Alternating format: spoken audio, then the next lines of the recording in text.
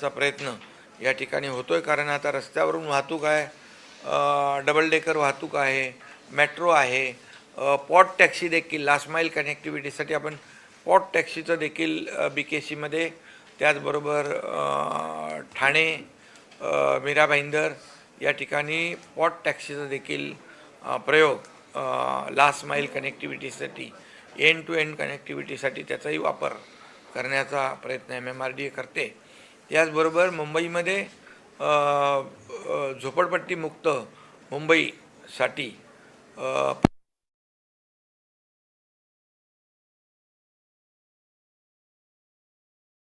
इथे SRA बरोबर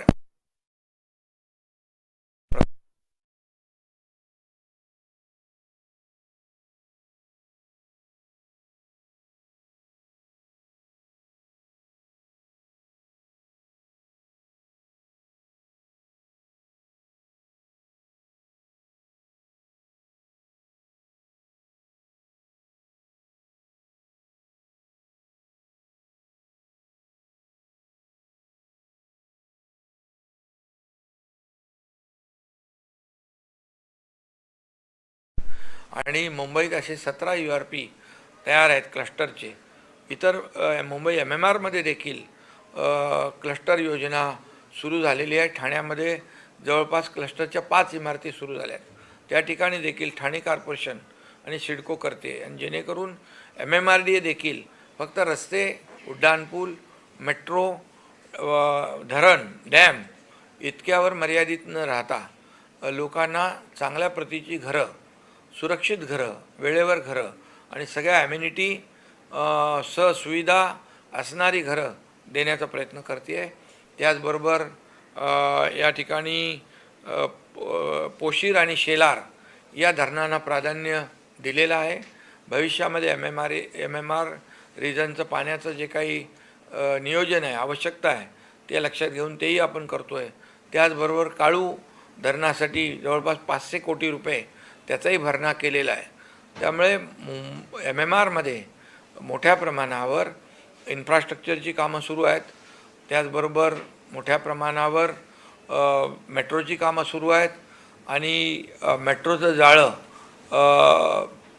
सगळीकडे जवळपास 400 किलोमीटरच्या वर आहे ना, 337 किलोमीटर, 337 किलोमीटरचं मेट्रोचं जाळं निर्माण झाल्यानंतर मुंबई आणि MMRमधली ट्रॅफिक डिकंजेस्ट होईल आणि लोकांना दिलासा मिळेल.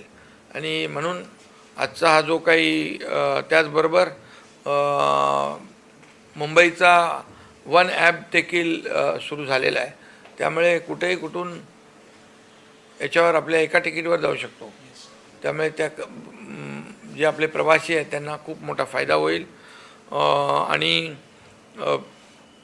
मेट्रोची काल परवा झालेली MMRDAची मुलुंडमध्ये झालेली जी दुर्घटना आहे ती लक्षात घेता भविष्यामध्ये कुठेही पुनरावृत्ती दुर्घटनेची होऊ नये यासाठी विजिलन्स स्क्वॉड नेमण्याचा निर्णय झालेला आहे.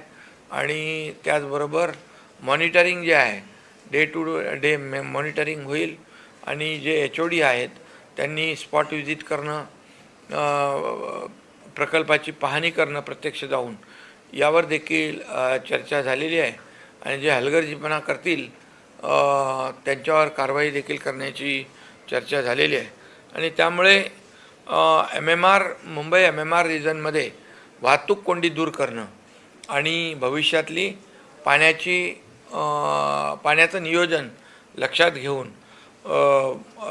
MMRDA काम करते आहे. आणि म्हणून आजचा अनेक विषय आज आपण MMR क्षेत्रामधले त्याला मंजुरी दिलेली आहे, जेणेकरून MMRDAच्या माध्यमातून खूप मोठ्या प्रमाणावर इन्फ्रा प्रोजेक्ट सुरू होत आहे. अगदी वाढवणपर्यंत आपण जे वसई विरार, मीरा भाईंदर, म्हणजे हा जो बरडी आपल्या उत्तन विरार सीलिंग आहे तो देखील करतो आहे. आणि डहाणूपर्यंत ती कनेक्टिव्हिटी लोकांना मिळाली तर डहाणूचं जे मोठं वाढवण बंदर होतं आहे, वाढवण बंदरामुळे होणारी जी काही त्या भागामधली अर्थव्यवस्था आहे त्याला चालना देण्याचं काम आणि तिथे जे काही इन्फ्रास्ट्रक्चरचे प्रोजेक्ट पाहिजेत, रस्ते आहेत, इतरही ज्या काही मूलभूत सोयीसुविधा आहेत ते देण्याचं देखील या ठिकाणी काम MMRDAच्या माध्यमातून होणार आहे. आणि म्हणून MMRDA अतिशय सर्वसमावेशक अशा प्रकल्पांना चालना देणारी यंत्रणा आहे. आणि म्हणून मी पुन्हा एकदा आजचा शिल्की अर्थसंकल्प केलेला आहे आणि 48,000 कोटीची कामं, त्यामध्ये 75% फक्त इन्फ्रास्ट्रक्चरवर आणि प्रशासकीय खर्च फक्त 1% या ठिकाणी त्यांच्या अर्थसंकल्पामध्ये त्याचा यावर्षीचा विशेष करून उल्लेख करावा लागेल. आणि म्हणून मी पुन्हा एकदा MMRDAचे आयुक्त, त्यांचे सर्व सहकारी यांचं अभिनंदन करतो, धन्यवाद देतो. आणि ग्राफ जो आहे, हा ग्राफ जो आहे 2022-23ला 12,389, 23-24ला 15,000 कोटी, 24-25ला 19,229 कोटी, 2025-26ला 30,316 कोटी आणि 2026-27ला 48,072 कोटी. हे बघा, असा ग्राफ आहे यांचा. हा ग्राफ असा वाढलेला आहे. म्हणजे एवढ्या 5 वर्षामध्ये एकदम म्हणजे पूर्ण गेम चेंजर याला म्हणावं लागेल अशा प्रकारचं काम MMRDAच्या माध्यमातून होत आहे. मेट्रो लाईन होती आहे नवी मुंबईपासून मुंबई एअरपोर्टपर्यंत, त्याच्याबद्दल काय? हा, मुंबई आणि ती सिडको करते आहे. मुंबई ते नवी मुंबई मेट्रोने जोडण्याचं काम, म्हणजे इथल्या लोकांना ते सोपं होईल.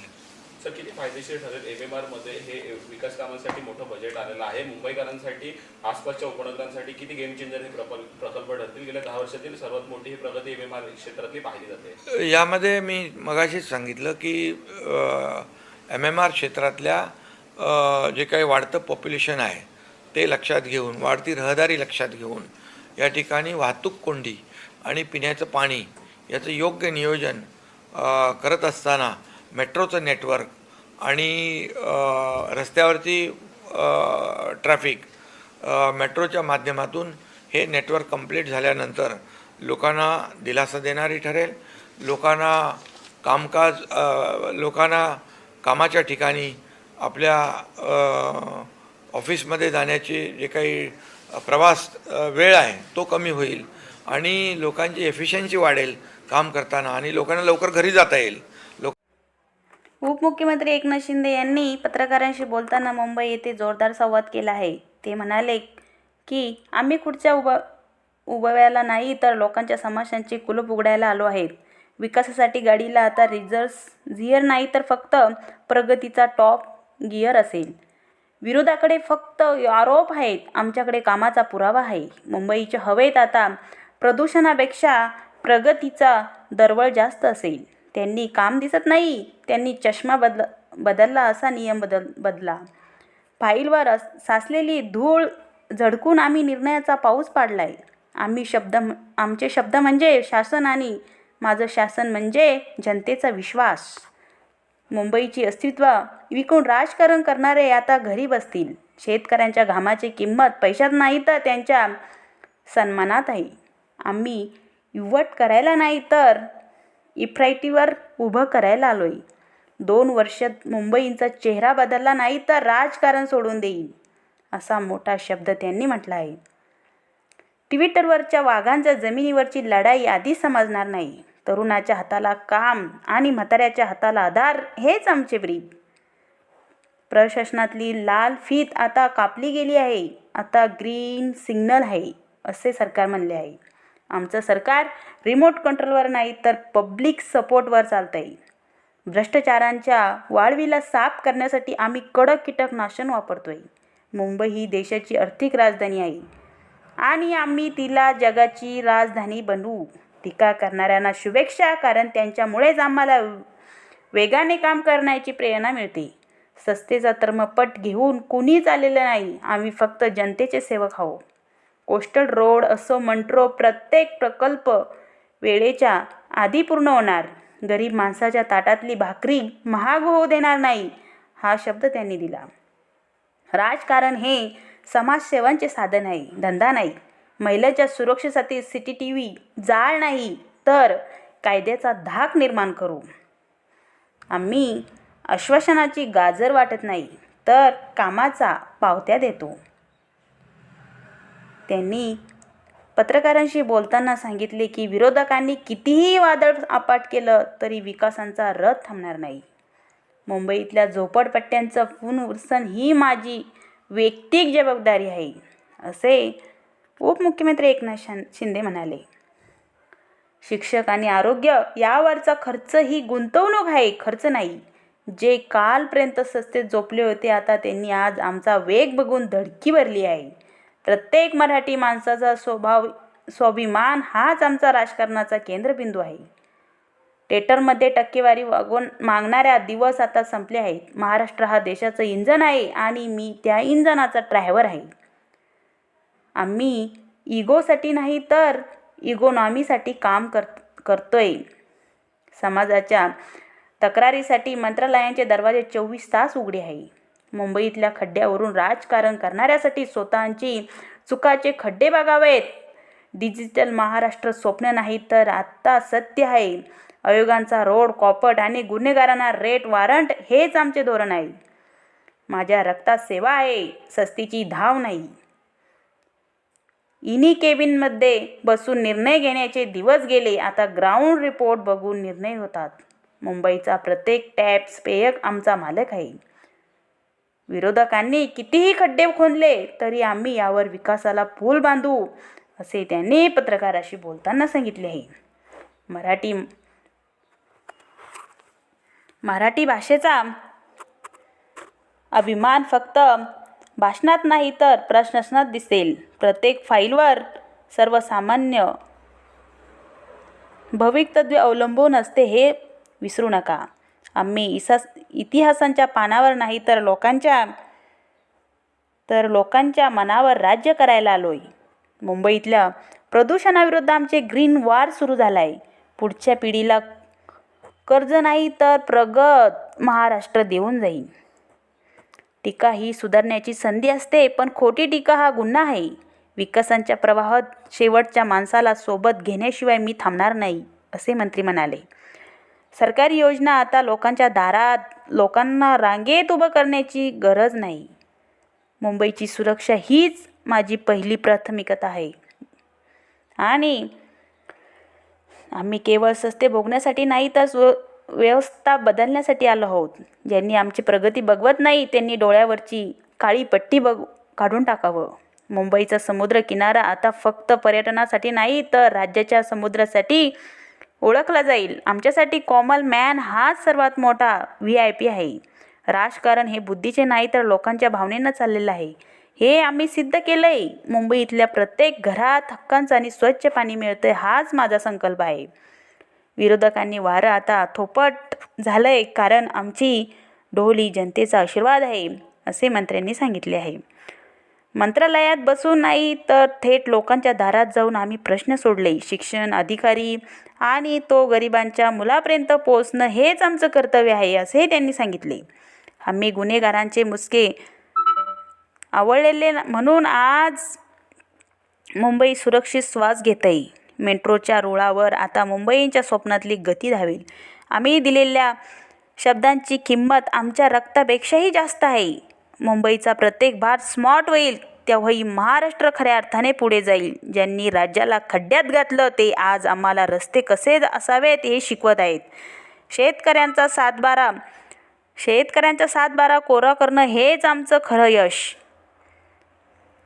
मुंबईत येणाऱ्या प्रत्येक पर्यटनाला अतिथी देवभावांचा अनुभव येईल. आम्ही आश्वासनाला इथले बांधत नाही तर अस्तित्वातली घरं उभं करतो. तरुणांच्या स्वप्नांना पंख देणारं हे सरकार आहे, त्यांचे पंख घटणारे नाही. मुंबईची लोकल ही मुंबईची लाईफलाईन आहे आणि तिला आम्ही सुपरफास्ट करणार. इतिहास काय झाला यापेक्षा भविष्यात काय करायचं यावर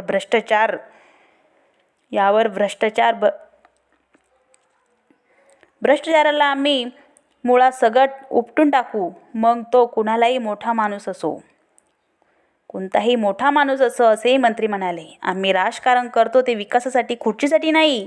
मुंबईच्या टॉपिकडून सुटका करणं हे माझं मोठं मिशन आहे. आरोग्य व्यवस्था अशी करू की गरिबाला उपचारासाठी कुणासोबत हात पसरावे लागणार नाही. जे लोक आमचा वेग रोखण्याचा प्रयत्न करतील ते इतिहासात जमा होतील. मुंबईचे संस्कृत वैभव जपतानाच आम्ही आधुनिकेचे खास धरली आहे. प्रत्येक मराठी माणसाचा स्वाभिमान हाच आमचा आत्मा आहे, असेही त्यांनी सांगितले.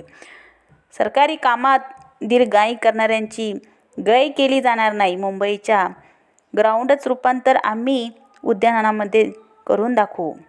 डिजिटल इंडियाच्या क्रांतिक महाराष्ट्र गडीवर राहील. विरोधकांच्या टीकेला तथ्य नाहीत, फक्त असू द्या. हे सामान्यांच्या डोळ्यातला आनंद हाच आमची खरी कमाई, असे मुख्यमंत्री यांनी सांगितले आहे. आणि इतके बोलून त्यांनी पत्रकारांशी बोलताना त्यांनी आपले बोलणे संपवले आहेत. जर तुम्हाला माझा व्हिडिओ कसा आवडला आहे, या व्हिडिओमध्ये तुम्हाला काय वाटतं आणि तुमचे जे मत आहे ते तुम्ही कमेंटमध्ये नक्की लिहा.